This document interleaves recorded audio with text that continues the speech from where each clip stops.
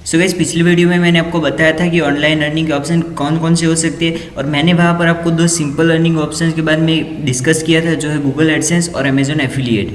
और उसके बाद उस वीडियो में मैंने आपको ये भी बताया था कि नेक्स्ट वीडियो से हम अपनी वेब डेवलपमेंट सीरीज स्टार्ट करने वाले हैं, जहाँ पर मैं आपको सिखाऊंगा कि वेबसाइट बनाते कैसे। तो ये आपके सामने वेब डेवलपमेंट सीरीज़ का वीडियो नंबर 1 हाजिर है। यहाँ पर हम देखेंगे कि डोमेन नेम किसे कहते हैं। So guys, domain name basically आपकी वेबसाइट का नाम होगा। जैसे हमारे यहाँ पर कोई नया बच्चा जन्म लेता है तो हम उसका नाम रखते हैं। किसी का होता है राहुल, किसी का होगा सचिन, किसी का होगा विराट। इस तरह से सब बच्चों के अलग अलग नाम होंगे। वैसे ही अब आप अपनी जब वेबसाइट बना रहे होते हो तब आपको अपनी वेबसाइट के भी अलग अलग नाम चूज़ करने होते हैं और ये नाम यूनिक होते हैं। मतलब आप किसी ने एक नाम पहले से ले रखा है तो वो नाम आप फिर से नहीं ले सकते, और इसी को बोलते हैं हम डोमेन नेम। अभी डोमेन नेम में आपके जो नाम सिलेक्ट किया उसके पीछे एक एक्सटेंशन लगाना पड़ेगा।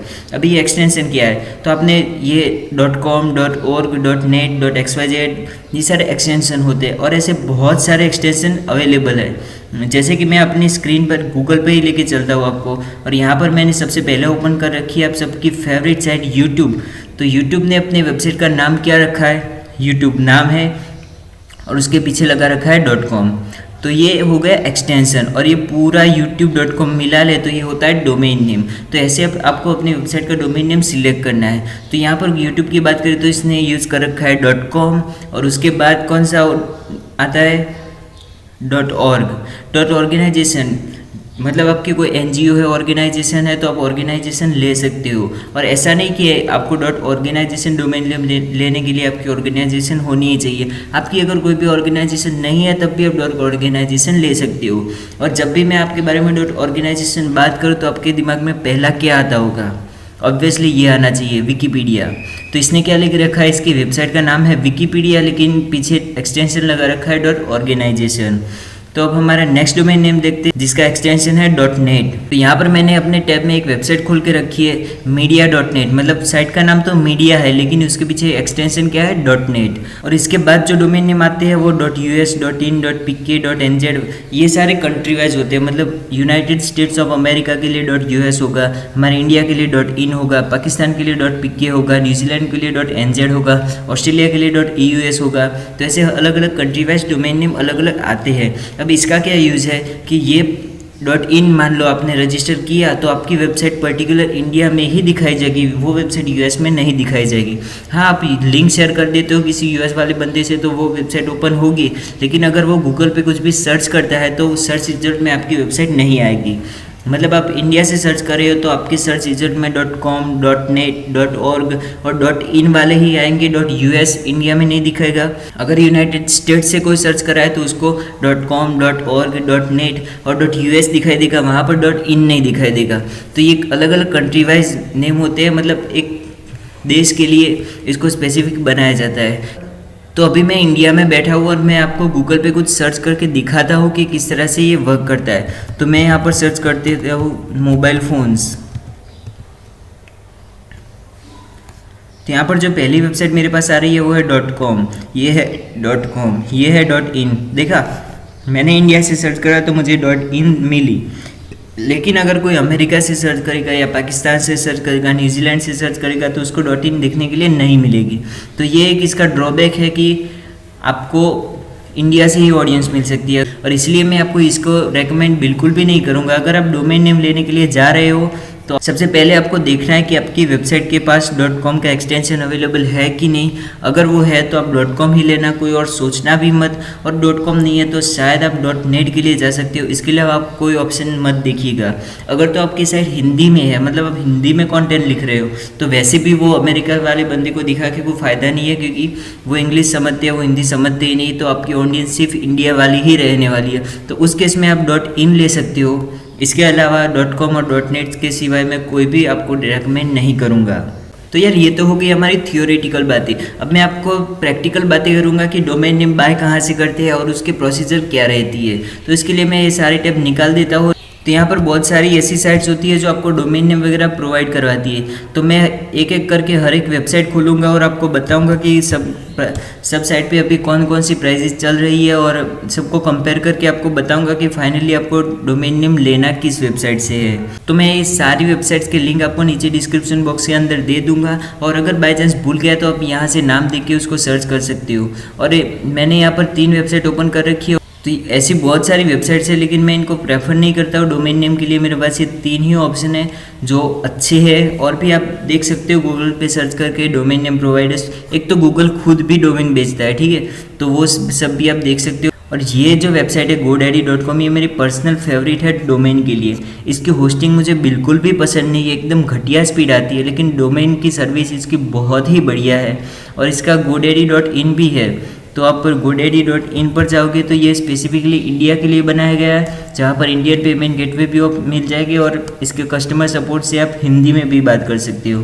तो इस बार में आपको लिखना है कि आप अपनी वेबसाइट का नाम कौन सा सिलेक्ट करना चाहते हो। तो आप अपनी वेबसाइट का कोई एक अच्छा सा नाम सिलेक्ट करके रख दीजिएगा, और उसको यहाँ पर एंटर करना है। मैं आपको जस्ट दिखाने के लिए यहाँ पर एग्जाम्पल लिखने वाला हूँ, लेकिन एग्जाम्पल अवेलेबल होगा नहीं, तो मैं example1 कर दूँगा, example1234 कुछ भी .com, ठीक है। तो ये सर्च करके इसने मुझे दिखा दिया कि ये example12345 जो भी है ये .com अवेलेबल है, मैं इसको खरीद सकता हूँ। अगर इसको पहले से भी किसी ने ले रखा होगा तो ये हमें नहीं बताएगा, ये बताएगा कि ये दिस इज़ अनअवेलेबल, मतलब पहले से किसी ने ले रखा है। जैसे कि मैं आपको बताता हूँ, यहाँ पर टाइप करके youtube.com, और आप सबको पता है youtube.com खरीद रखा है पहले से यूट्यूब ने, तो ये बताएगा youtube.com इज़ टेकन, आप इसको नहीं ले सकते। और आपको नीचे सजेशन भी देगा youtubenet.com, youtubehub.xyz, youtube.live। तो मैं आपको बिल्कुल रेकमेंड नहीं करूँगा XYZ लाइव वगैरह लेने के लिए, हमें domain.com ही लेना है। और यहाँ पर और भी साइट्स है, तो पर्सनली डोमेन के लिए मुझे इस वेबसाइट की सर्विस बहुत ही अच्छी लगती है, तो मैं इन दोनों को निकाल दूंगा, मुझे यहाँ से नहीं लेना। आप ट्राई कर सकते हो, आपको जो भी प्राइस अच्छी लगी वहाँ से ले सकते हो। और मैं यहाँ पर अपना डोमेन नेम टाइप कर देता हूँ, मुझे ये एग्जाम्पल नहीं लेना है, मैं imperialbros.com सर्च करता हूँ, और जी हाँ, तो ये अवेलेबल है, तो मैं इसको कार्ट में ऐड करूँगा और इसको कंटिन्यू करते हैं।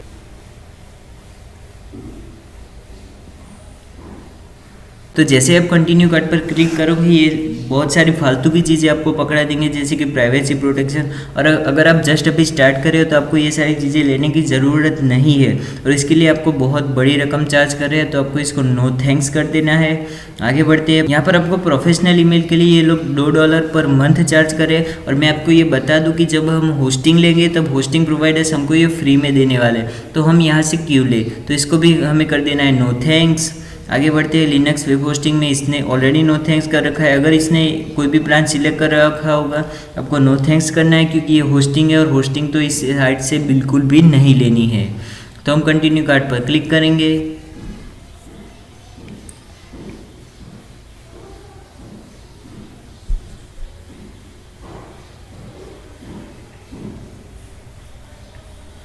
और यहाँ पर मेरा वेबसाइट का फ्री ट्रायल है, फ्री दे रहा है तो ले लो, अगर फ्री नहीं दे रहा तो यहाँ से निकाल दो, ये हमें नहीं चाहिए। वेबसाइट बिल्डर है, बेसिकली आपको बताएगा वेबसाइट बनाते कैसे, वो मैं आपको सिखा दूंगा, कोई टेंशन लेने वाली बात है नहीं। और इसने 2 साल के लिए लिया है, तो हम इसको 1 साल कर देंगे, क्योंकि हमें 2 साल के लिए नहीं चाहिए। हम अभी जस्ट स्टार्ट करें, हमें देखना है कि चीज़ें वर्क कैसे करती है।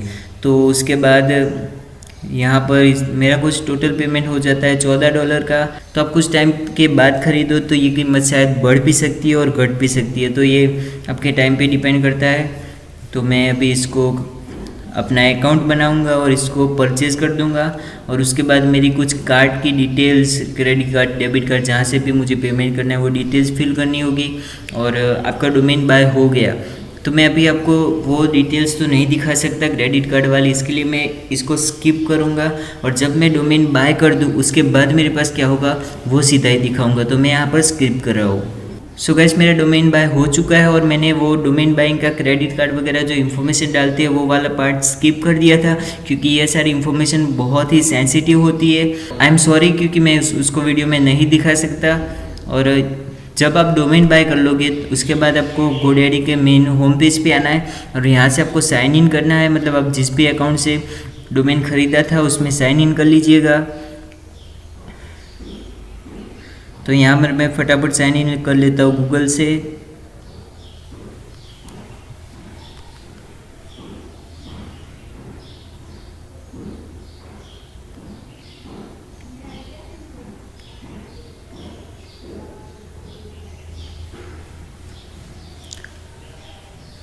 सो वैसे हमारा साइन इन हो चुका है और ये अब मुझे बता रहा है कि मेरे पास कौन से प्रोडक्ट अवेलेबल है। तो ये डोमेन मैंने अभी लिया था हमने जस्ट, और आपको यहाँ पर ही डोमेन दिखाई दे रहा होगा। और अगर यहाँ पर नहीं दिखाई दे रहा, आप मान लो कि आपको मेन पेज पे इसने रिडायरेक्ट कर दिया साइन इन के बाद, तो आपको क्या करना है, ये जो आपका नाम लिखा हो रहा होगा उनके बाद एरो पे क्लिक करना है और यहाँ पर जाना है माय प्रोडक्ट्स में। तो यहाँ पर आपको दिखाई देगा कि आपने कौन कौन सी चीज़ें खरीद रखी है। तो हमने जस्ट अभी एक डोमेन खरीद रखा है और इसके अलावा कुछ भी नहीं खरीद रखा, तो यहीं दिखाएगा। और यहाँ पर DNS वगैरह सेटअप करना है, ये मैं बाद में बताऊँगा।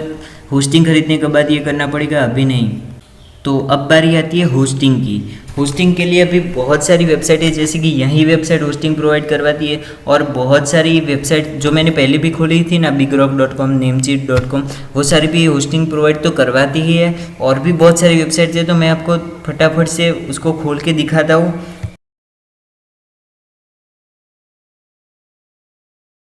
सो यहाँ पर गैस मुझे जितने पॉसिबल हो सकती थी उतने होस्टिंग प्रोवाइडर वेबसाइट खोल रखी है, और इनकी लिस्ट तो इतनी लंबी है कि मेरे सारे टैब भर जाएंगे, लेकिन इनकी लिस्ट ख़त्म नहीं होगी।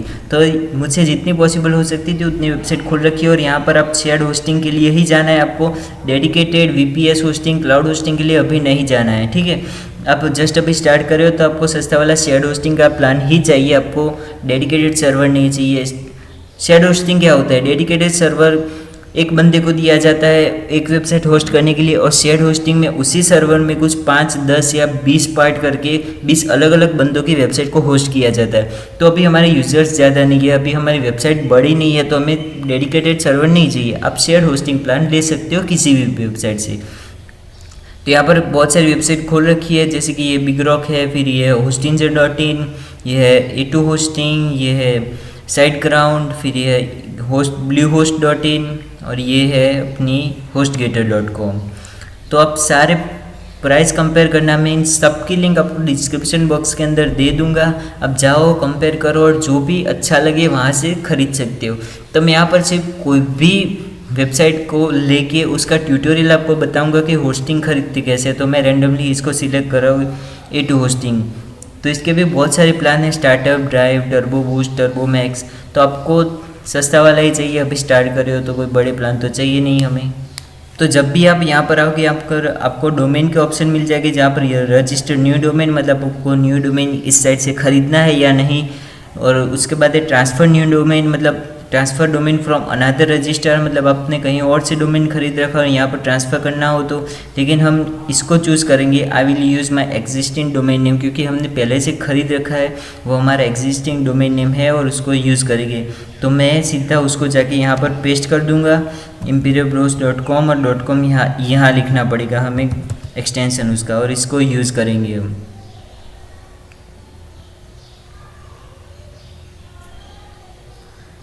सो इसने मेरे डोमेन नेम के मुझे होस्टिंग प्रोवाइड करवा दी है। यहाँ पर इसके स्पेसिफिकेशन देखो तो एक वेबसाइट को होस्ट करने के लिए मिलेगी 100 GB का अल्ट्रा फास्ट SSD स्टोरेज मिलेगा, unlimited transfer, unlimited email account, website builder वगैरह वगैरह। इसने यहाँ पर 36 मंथ कर दिया, हमें 36 मंथ नहीं, हमें 12 महीने के लिए चाहिए, मतलब 1 साल के लिए डोमेन लिया है और 3 साल के लिए होस्टिंग लेके क्या करेंगे। और नीचे देखता हूँ कोई फालतू की चीज़ें तो ऐड इसने नहीं कर रखी है।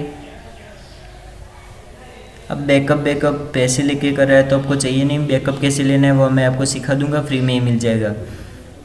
कंटिन्यू।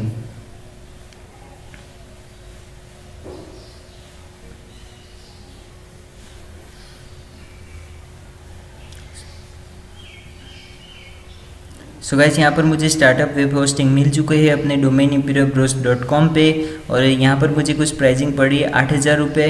मुझे पता है आप में से बहुत सारे लोग इतनी प्राइस अफोर्ड नहीं कर पाएंगे, जस्ट अभी स्टार्ट करें तो आप सस्ते प्लान के लिए जा सकते हो। सस्ता प्लान है एक तो इसका, और दूसरा था शायद होस्ट गेटर या नहीं ब्लू होस्ट, ये होस्ट गेटर का। तो इसके सस्ते प्लान है और इससे भी चिप चाहिए तो आपको ये नाम याद रखना पड़ेगा। जो मैंने अभी नाम खरीदा है ना, ये imperialbros.com, इसी पे मैं अपनी होस्टिंग प्रोवाइडर वेबसाइट ही बनाने वाला हूँ। तो इसको आप सर्च करना और यहाँ पर टाइप कर दोगे imperialbros.com तो आपको मेरी होस्टिंग प्रोवाइडर वेबसाइट मिल जाएगी। तो उसकी भी लिंक मैं आपको डिस्क्रिप्शन बॉक्स के अंदर दे दूंगा। तो वो सबसे सस्ती है, तो और आप अपने हिसाब से कोई भी होस्टिंग ले सकते हो। मैं आपको फोर्स नहीं कर रहा किसी भी साइट से लेने के लिए। तो मैं यहाँ पर चेकआउट करूँगा।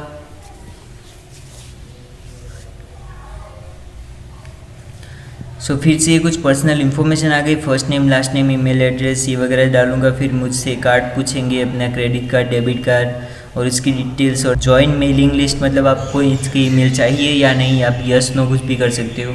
और इसके बाद अपना कंप्लीट ऑर्डर कर देना। फिर से एक बार ये सेंसिटिव इन्फॉर्मेशन है तो मैं इस वाले पार्ट को स्किप करना चाहूँगा।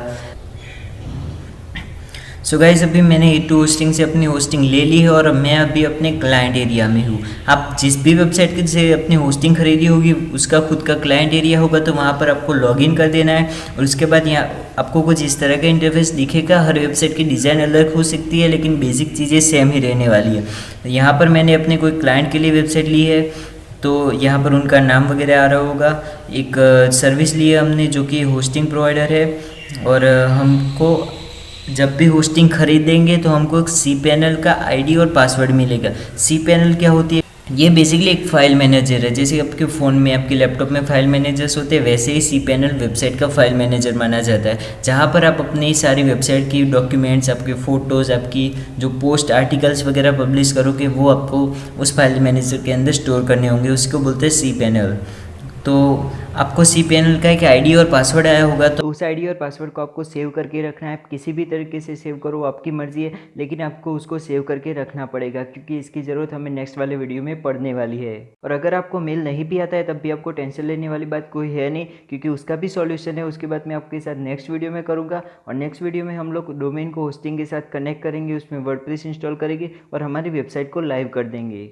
इसी के साथ ही ये वीडियो खत्म हो जाती है। आशा करता हूँ आपको पसंद आएगा। अगर पसंद आए तो इसको लाइक कर देना और कल की वीडियो की नोटिफिकेशन पाने के लिए चैनल को सब्सक्राइब कर देना। तो मिलते हैं नेक्स्ट वीडियो में, तब तक के लिए गुड बाय, टेक केयर।